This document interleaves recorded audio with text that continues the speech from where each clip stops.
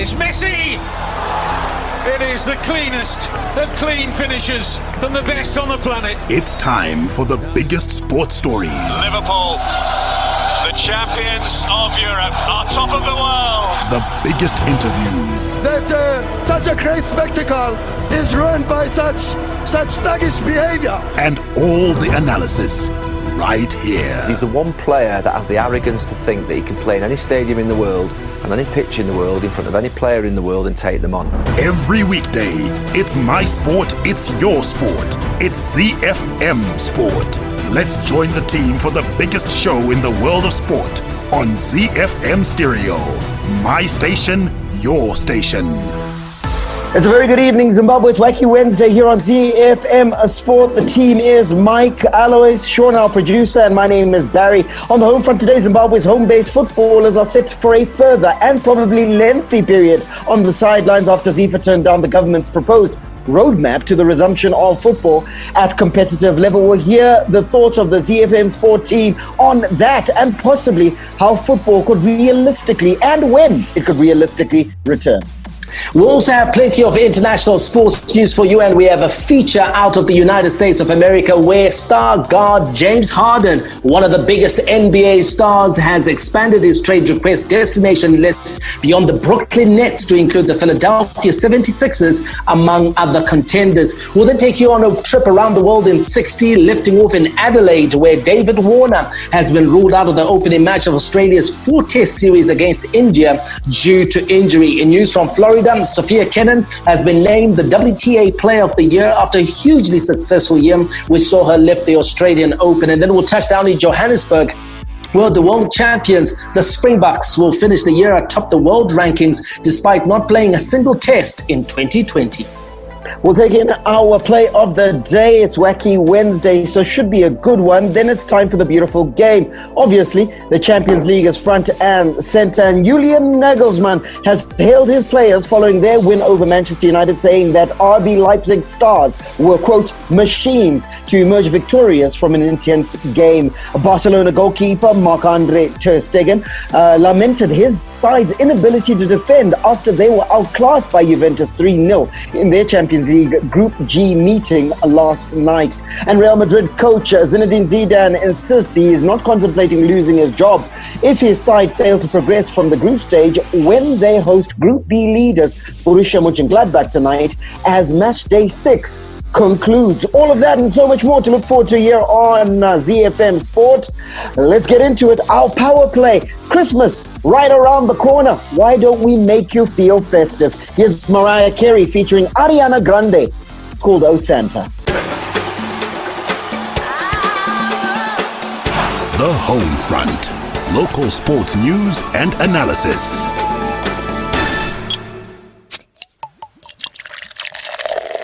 From Rufaro to Barberfield, Mandava to Nyamunga, all the perfect moments in the Castle Lager Premier Soccer League come together on ZiFM Sport. You can reach us on social media. We are all on all the platforms at ZiFM Sport on all those platforms, including YouTube, where you can check out back issues of the show in case you missed them at one point or another. That's at ZiFM Sport. Now, individual capacities, it's at Gazaman14, that's Alois Bunjira, at Mike Madoda for Mike Madoda, at Sean Tafirenyika for Sean Tafirenyika, and at Barry Menandi for me. There are two who are not here. At Chris Meadsy and at Mark Pozzo are their handles. Right, what are we chasing today on the home front? It's football, and Zimbabwe's home-based footballers are set to for a further and probably lengthy period on the sidelines after Zifa turned down the government's proposed roadmap to resumption of football at competitive level. All matches would have been played in a biobubble to try and curb the spread of the coronavirus. But Zifa have since shot the idea down despite having appeared to have warmed up to it earlier and are now working towards the resumption of football at all levels in March. Nigel Minyati of the SRC, Michael, says that resumption in March may not happen because SRC is insisting that football returns in a controlled environment. The impasse continues. Yeah, the impasse continues, Barry, and I think it's important that the SRC and Zifa, as well as the Premier Soccer League, are able to sit down and define what that controlled environment is and what it looks like for Zimbabwe. So we can have lofty ideas, Barry, about bio-bubbles, because we saw them being done in South Africa. We saw them being done in the Bundesliga out in Germany or in England. But there comes a time when you have to crack on and have a tailored to fit, measured to fit solution for your own environment and for your own football. And I feel at times that the SRC is not looking at it that way. Okay, take a look at nations like England right now, where the infection rate is a lot higher than it's ever been anywhere else in Africa. They are starting to get fans back into the stadium, and they're making sure that they have the necessary health and safety protocols to ensure that fans begin to get back into the stadium, because fans are the lifeblood of football. Fans are the lifeblood of sport. And the longer we keep fans away from the stadium, the longer football is going to be in the doldrums. So in this case, Barry, people need to just come up with a solution for Zimbabwe. What does the return of football look like for Zimbabwe? What solutions can we put in place that will fit and, of course, benefit our environment and our local football teams? What would be good for Zimbabwe, Alois? Just following on from Michael, who says that let's come up with a solution that's good for us as Zimbabweans, because the bio bubble is going to cost the earth an arm and a leg, and we don't have that money. At least, even if we spend that money, even if we had that money, it's not money well spent, because do we need to spend it? So what does the Zimbabwean solution look like in your view? The Zimbabwean solution, Barry, is to look at those that are in the similar circumstances as us. They are doing it. How are they doing it? You know, the bio bubble was done in South Africa, Barry, because they just needed to finish the season. They wanted to finish the season. They're not doing the bubble anymore. They are doing a different thing altogether right now. It's no longer that bio bubble where every team is staying together. They are now playing home and away matches as usual, no more testing and all that. I think that's what we need to adopt. Let's look at Zambia. How are they doing it? They're not doing the bubble. Tanzania, they're not doing the bubble. How are they doing it? So we need to look at those kind of situations. The bio bubble, even in England, was costly. England is not doing the bubble anymore. They are playing football. Italy, no country is still doing the bubble anymore. So takatoitirwa case study kudhara bio bubble nevamwe. Saka cheri chinofanira kungotora results ayo kuti oh, this is how it works. So we can do A, B, C and refine it this way. So we need to just carry on and play. For me, I think we need to play football. Football needs to be played, but let's do it. Yes, control the environment. Yes, but the others are controlling the environment even without the bio bubble. So let's do it without the fans, testing all the players every week, testing the players just before the matches, and get them to play. Because at the end of the day, bio bubble without TV rights, without money coming from marketing, it's not gonna be feasible in Zimbabwe. Yeah, and I think that's the important thing, Barry, that all these things come at cost. And who gets to pay for them?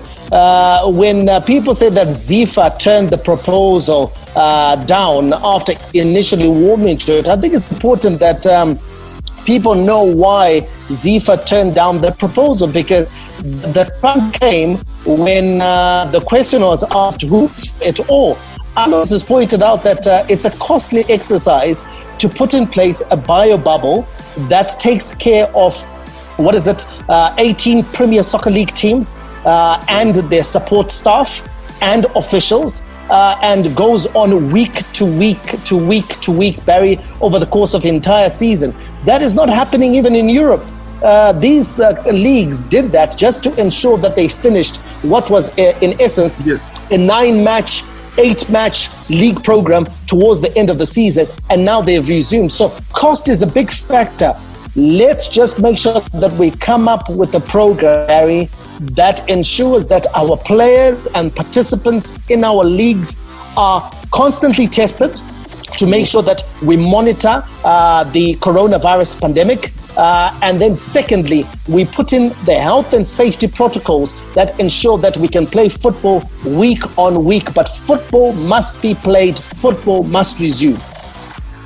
You are echoing Alois's sentiments, and right now football is training. Alois, are we not hurtling towards a crisis in the sense that if the teams have gotten approval to return to training and resume training, and certainly in the Premier League they have resumed training, that comes with a cost because players must be paid. There are costs that are attendant along with training and all sorts. Teams won't be able to train into perpetuity and incur those costs of training without knowing when competition will start. So are we not hurtling towards a crisis in our football if we're not there already? Hey, we are. Thank you for mentioning that right in the end. We are already in a crisis, Barry. Why are we training? Why are the players training on 10 December? For what? Why are they training?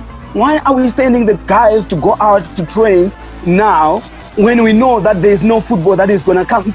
There's no football that is coming. So we are incurring cost, training cost, transport cost. These players are coming. They need to eat. They need to go for lunch. They need all those things. We just need to be organized and sit down with the SRC, the Zimbabwe Football Association, the Premier Soccer League.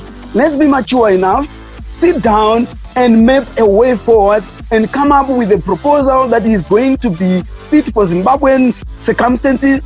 And we decide, 29 March, we are starting our league next year, and then the clubs can know when to start their pre-season, and we go ahead and do the things properly with all the three bodies in sync, working together.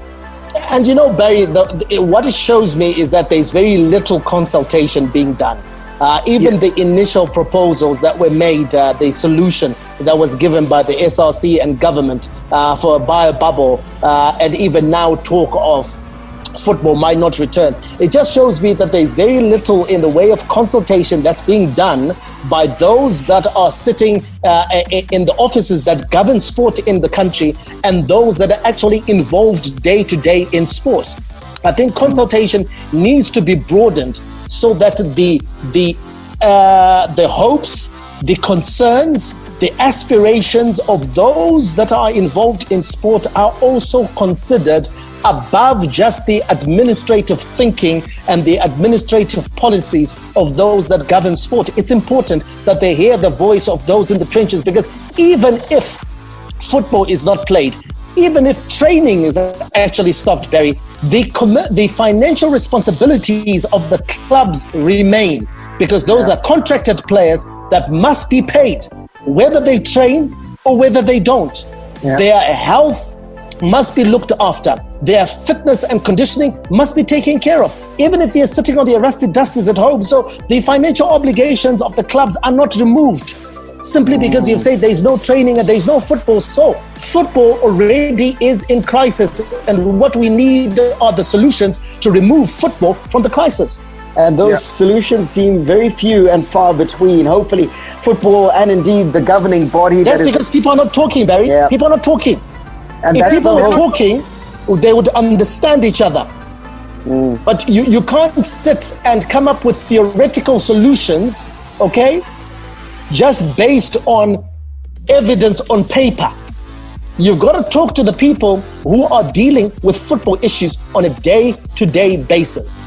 And that's the only way that you're going to get solutions. You see, Barry, when you look at the situation right now, there's SRC and Zifa turned down the offer. What are they saying? They are now sitting there waiting. And when they are supposed to be coming together to fix this, next year. These are two bulls that are like flexing at each other, and then who is suffering? It's football. The grass is the one that suffers, and in this case the grass is football. And Zifa themselves have got a lot of issues they need to deal with. Remember, they haven't made a comment on contracts, footballers' contracts, which are terminating, most of them, at the end of this month. Do those players, and are they allowed to move on? What exactly will take place with those? Can I tell you, Barry, the Zifa is also the biggest weakness that they've had is that they have not had a solution in place. They have not had a plan. And that is why the SRC has decided to take the initiative and propose plans. Zifa, if they had a plan, if they had solutions, it would make the job easier, because you'd be taking the plan from government, the plan from Zifa and the PSL, bringing them together and trying to find common ground.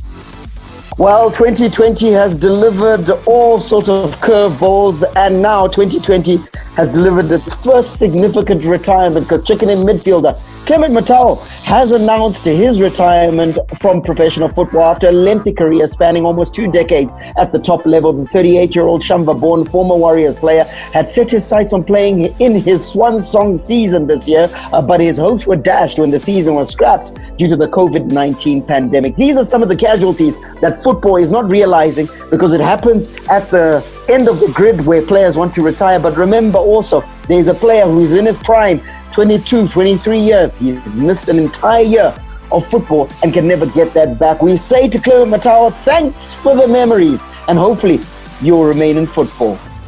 Hi, I'm Clemens Matao, chicken in midfielder. You're listening to ZiFM Sports. Let's keep you updated with what's happening on the home front as far as our local sports news is concerned, starting at the cricket, where Zimbabwe wicketkeeper batsman Brendan Taylor is the country's highest test-ranked batsman according to the latest International Cricket Council ICC test rankings. The 34-year-old is ranked 30th with 599 points and is joined in the top 100 by 3 other Chevrons players. Middle order batsman Craig Irvine is ranked 46th with 549 points, while all-rounder Sikandar Razabat is ranked number 61, whilst Regis Chakava completes the list of Zimbabweans in the top 100 in 96th place. In motorsport news, leading Zimbabwe motor rally driver Conrad Rautenbach will not have a chance to improve on his impressive 4th place finish in the Dakar Rally earlier this year, after confirming that he will not feature in the upcoming edition of the world's most grueling off-road endurance contest. Rautenbach confirmed that he would not be taking part this time due to the effects of the coronavirus. The 43rd running of the Dakar Rally and the second to take place in Saudi Arabia will start on the 3rd of January in Jeddah before concluding in the same city on the 15th of January. We wrap it up with news of a sports administration nature, where following the approval of 32 national sport associations from a total of 60 to resume their activities, the SRC, that's the Sports and Recreation Commission, say they will continue to assess the situation on the ground and remain guided by health officials. The board member responsible for development in the SRC, Colin de Jong, has warned that if cases of the coronavirus continue to rise, associations that have resumed games might be forced to go on lockdown again. Hi, this is Mike Madod, and you can catch me and the team for all the latest breaking news out of the world of sport, local as well as international, on your favorite station, my station, your station, ZiFM. We are Z-Team on ZiFM Sport. Z International Sports News Roundup, where the world comes out to play. Very interesting story we got out of the NBA today in our international sports feature out of the United States of America. But before we get there, just a reminder that the second half of the show is the beautiful game. The UEFA Champions League is front and center. United's worst fears realized in Germany last night after the Manchester-based club was knocked out of the Champions League and into the Europa League. There's also racial controversy in Paris, where PSG's match with Istanbul Başakşehir was called off in the 14th minute after the 4th official was accused of racially abusing a player, or should that be using a racial slur. Let's go to the NBA. Star guard James Harden, the Beard, has expanded his trade request destination list beyond the Brooklyn Nets to include the Philadelphia 76ers amongst other contenders. Harden, the perennial MVP candidate who's holding out of training camp, previously requested to be traded to the Brooklyn Nets to form a super team with former Oklahoma City Thunder teammate Kevin Durant and Kyrie Irving. After it was clear that there were no traction in talks with the Nets, Harden expressed to the Rockets that he would be agreeable if a trade with the 76ers was agreed. Now, NBA pundit Stephen A. Smith thinks that the Rockets should be patient in their trade for James Harden until they get an appropriate offer. But now that the cat's out the bag, it just illuminates the fact this brother desperately wants out of Houston. He wants out. He wants to be gone. And if that's the case, if you did it now, you're going to get him for cheap. If you're another team, in all likelihood. That's why if I'm Houston, I would wait a little while until I get the offer that I want for his services. I cannot lose James Harden for nothing. Z. Barry, I think it would have come as a surprise to many fans that Harden wants out of the Rockets, but to the keen observer, not really, because the Rockets are a franchise that has not looked like they're going anywhere. If anything, they're going backwards. And of course, after Barry, the departure of Russell Westbrook, it's a team really that's not going to give Harden the prospects of landing a ring. Yeah, and look, he's still the star man. He's still the poster boy at the Rockets. But I think that, look, in truth, like you quite rightly point out, it's not about being the poster boy at a franchise that's never going to compete, never going to make the step up. You'd rather go somewhere where you can partner up with a team that's going to give you a chance of getting a ring. And I think that's James Harden's focus now. And so when you then consider it in the stark light of day, you think to yourself, look, James Harden is well within his rights to be requesting a move, and a move somewhere where he thinks he can compete. Yeah, absolutely. And your thoughts, of course, are on that super deal that he tried to initiate. He wanted to go enjoy a link up with Kevin Durant and Kyrie Irving. That would have been some team, wouldn't it?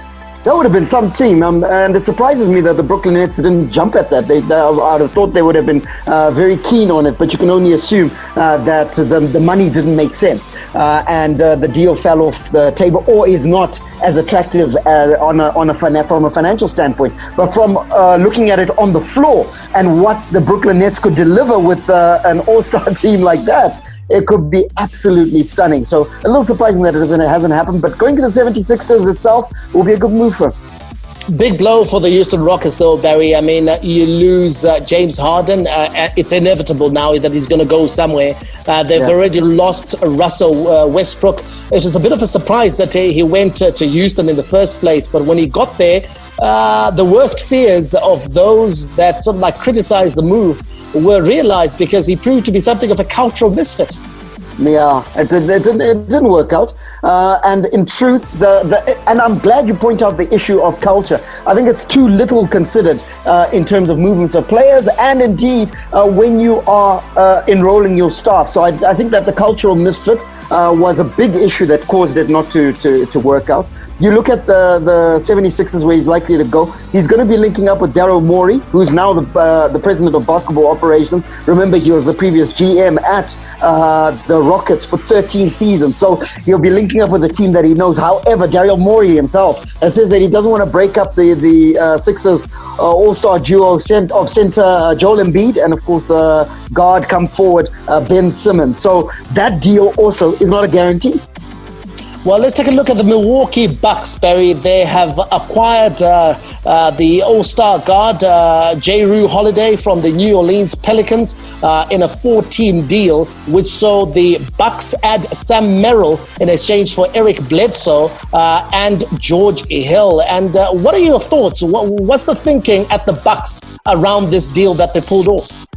Giannis Antetokounmpo. That's the thinking behind the deal, because they're hoping to convince the Greek Freak to stay and sign a Supermax deal. And listen, he hits free agency next year, so they want to avoid that and ensure that he stays long term and gives them an opportunity to have another go to make the step up and be competitive. So they're bringing in pieces that will support him and also convince him that they're going somewhere.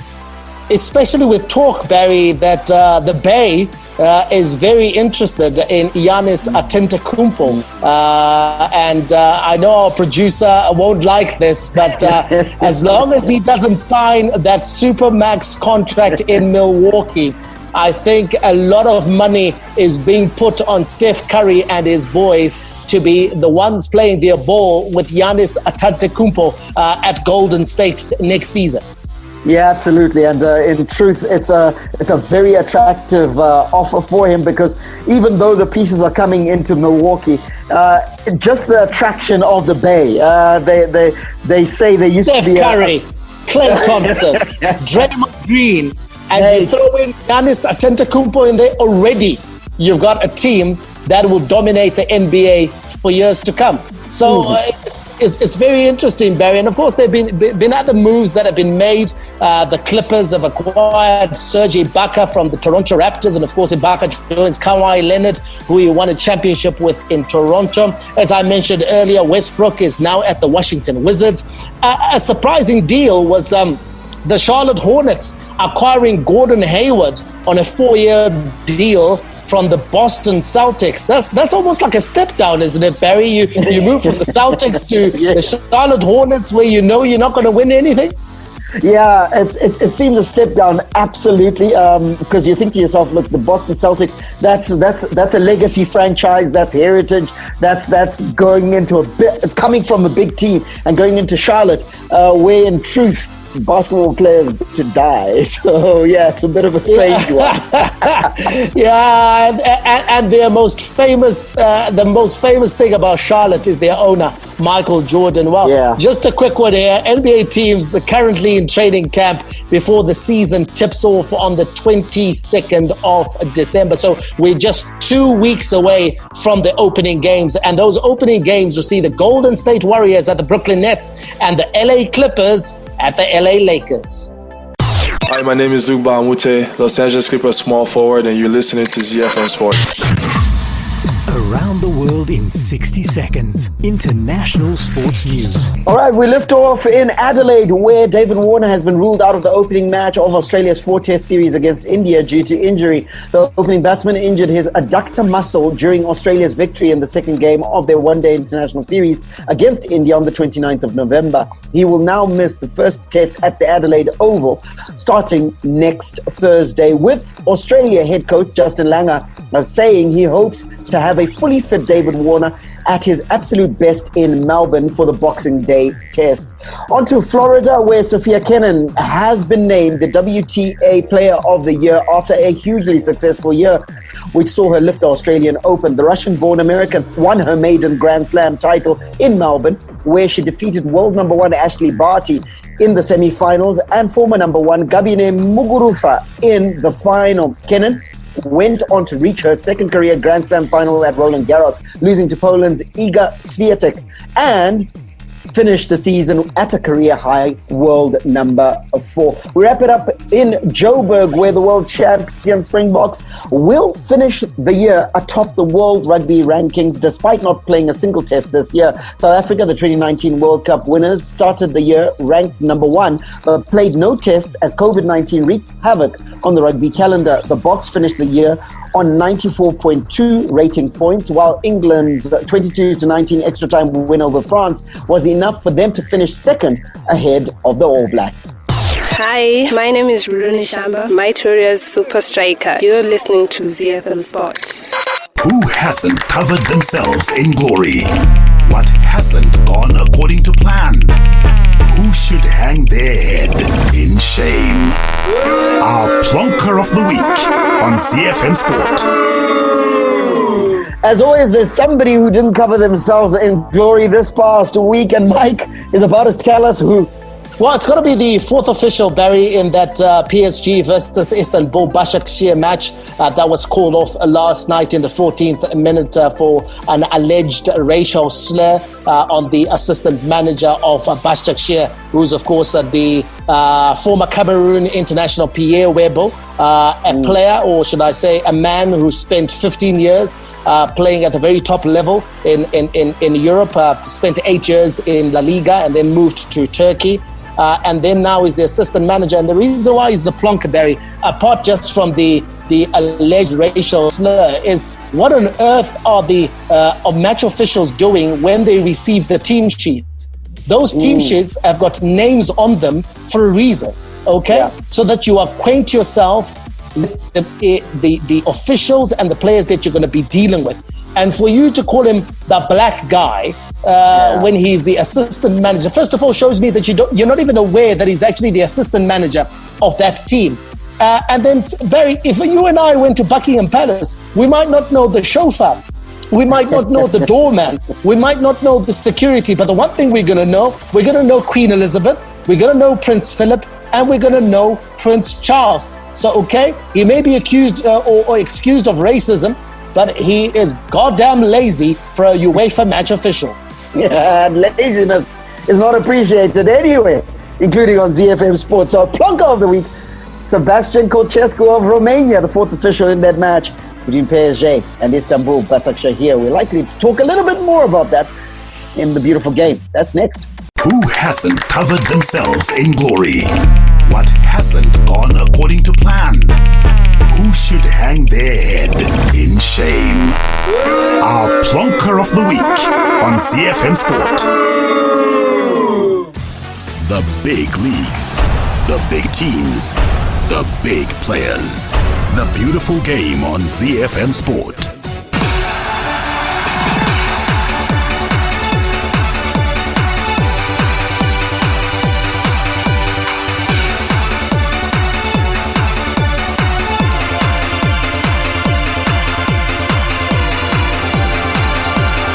Match day 6 of the UEFA Champions League kicked off tonight, and several teams have already qualified, but match day 6 would make sure would see the rest of the qualifiers that would complete the 16 teams that would be in the knockout stage of the UEFA Champions League. There was no bigger match last night than the clash in Germany between RB Leipzig and Manchester United, and it finished with disappointment for Manchester United and joy for Julian Nagelsmann, who has hailed his players following RB Leipzig's win over United, saying that his stars were machines to emerge victorious from an intense game. Leipzig took down the Red Devils, emerging with a 3-2 win to continue their Champions League run. Let's hear from Nagelsmann, who says that the goals Manchester United scored were actually illegal.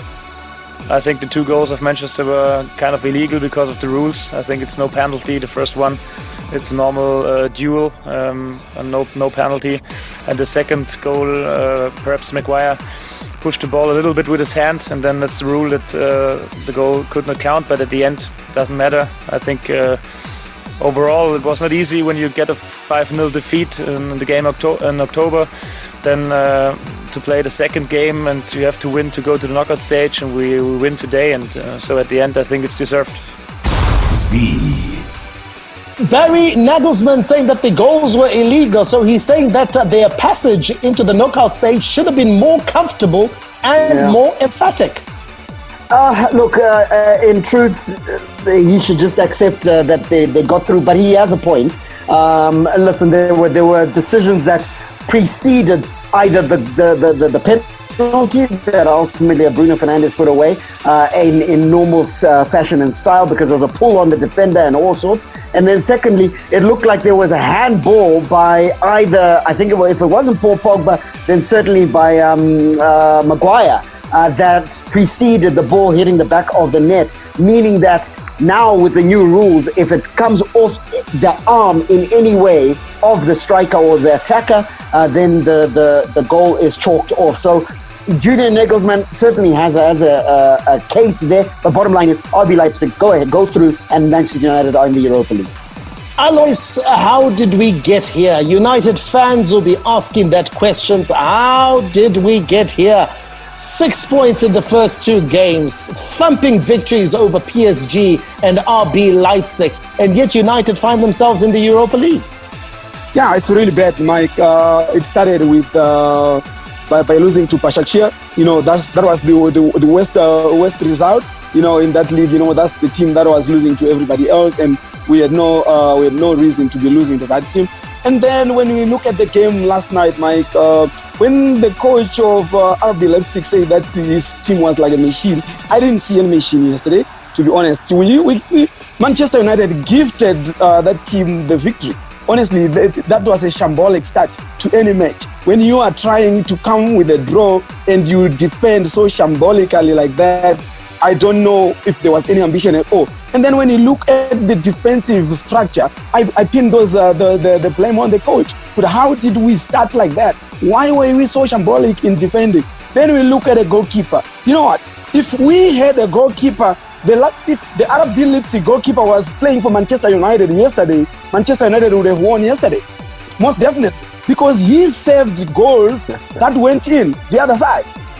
almost similar. The goals that went in the other side, he saved a few of those. On the other, so when you look at the goalkeeping department, I think it's time to actually call time on Dave Zifa for Manchester United, bring in Anderson and play, because he looked disinterested. He was not interested at all. He didn't have the energy. He just looked like he was not even there. He just was not in that game. How many times have we seen now for the past month, 2 months or so, De Gea is trying to save goals with his legs when all the other goalkeepers in the world are using their hands. Every time he's depending on luck for the ball to just hit him somewhere. So that but that's not goalkeeping. Come on, guys. I'm disappointed. So those are the two people that I'm disappointed. The coach and the goalkeeper. Alois, I'm gonna agree with you on the front that yes, the defending was shambolic, but I'm not gonna agree with you in vilifying David De Gea, because in truth, the saves that he was supposed to make, in truth, could have been defended a lot sooner before they got to the goalkeeper.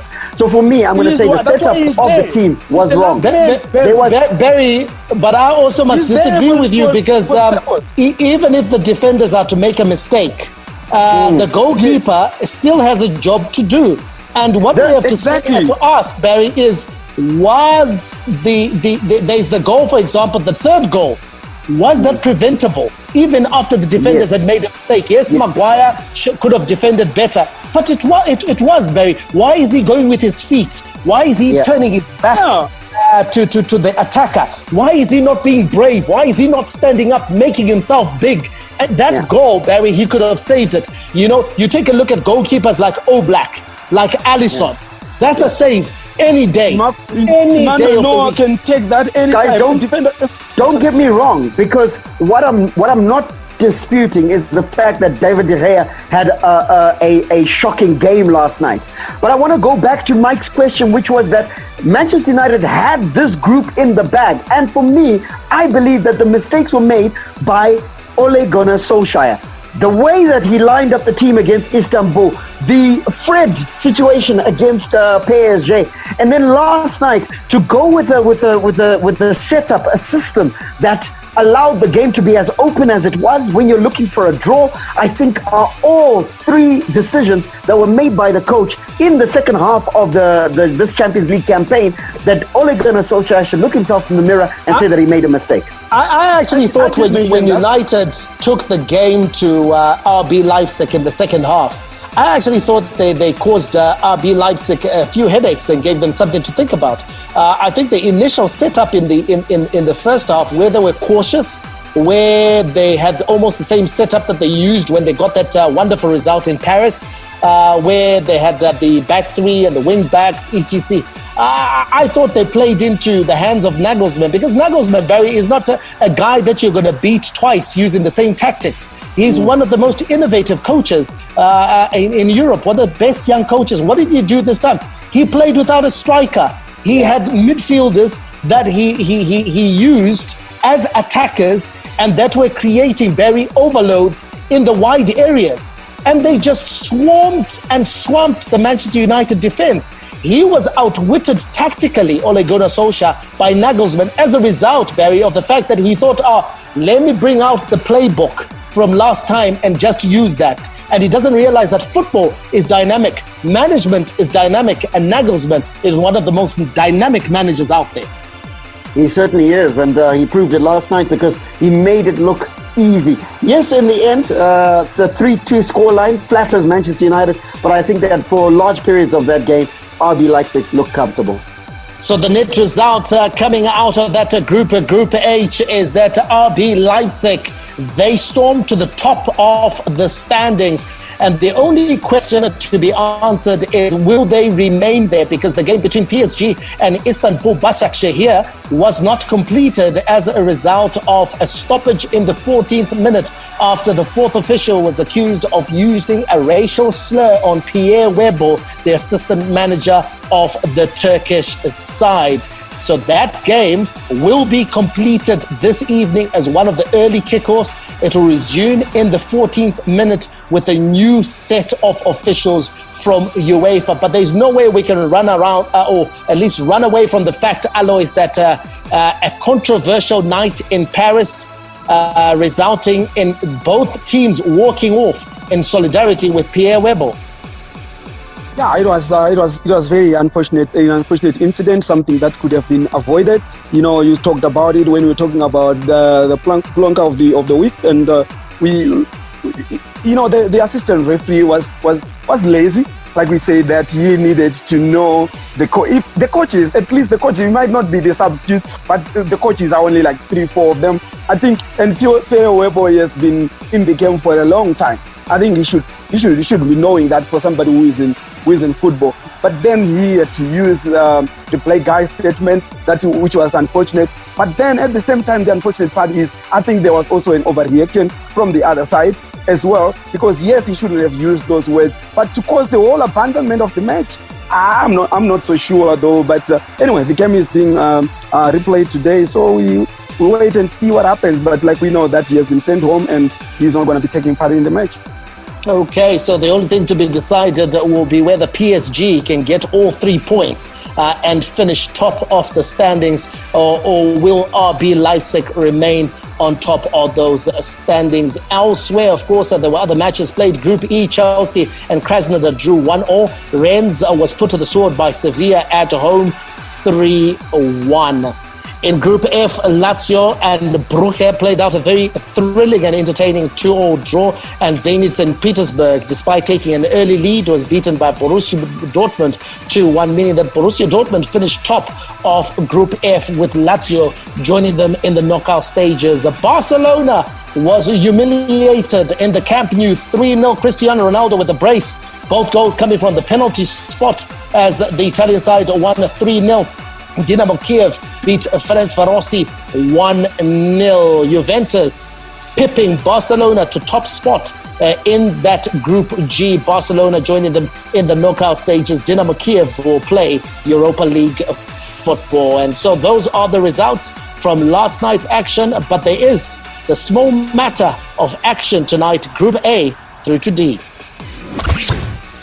All right, as Mike said, Group A through to D. Bayern Munich takes on Lokomotiv Moscow, while RB Salzburg, Red Bull Salzburg, takes on Atletico Madrid in Group A. Group B, it's Inter Milan versus Shakhtar Donetsk, while Real Madrid host Borussia Mönchengladbach. We'll talk about that group because it's very, very tasty. In Group C, Manchester City will entertain Marseille, while Olympiacos takes on FC Porto. In Group D, it's Ajax versus Atlanta, and Midtjylland will host Liverpool. Right, gentlemen, Group B is looking extremely tasty and has an unfamiliar look when we heard the draw come out, because we wouldn't have thought that going into the final match day, Mike, we would have Borussia Mönchengladbach on top of Group B, Shakhtar Donetsk in second, and then Real Madrid and Inter Milan in third and fourth, but all still to play for. Zinedine Zidane, a man under all sorts of pressure. Yeah, he's under all sorts of pressure, Barry, because the situation in that group is that all 4 teams can finish top of the group. Yeah. And all 4 teams can finish bottom of the group and actually miss out entirely on European football altogether. So everything will be decided tonight. And for Zinedine Zidane, for a club like Real Madrid, who have built their legend on the UEFA Champions League, he can't afford to fail tonight. He has got to get the result that he needs against Borussia Mönchengladbach, move into the knockout stages of the UEFA Champions League, because it won't be in his favor. I think Florentino Perez does not smile or take kindly to failure in this competition. And so Zinedine Zidane needs a good performance, but more than that, he needs a positive result tonight. He himself, Alois, is saying that he's not contemplating losing his job if he fails to progress in the Champions League. Surely that's just fighting talk. Nah, he is not the one who makes those decisions, Barry. He knows that he is under pressure. I don't know where he's getting that zeal from to talk like that. Because chances are, if he loses today, and most probably if he finish number last, I see him hitting the road. They will send him. They will send him packing.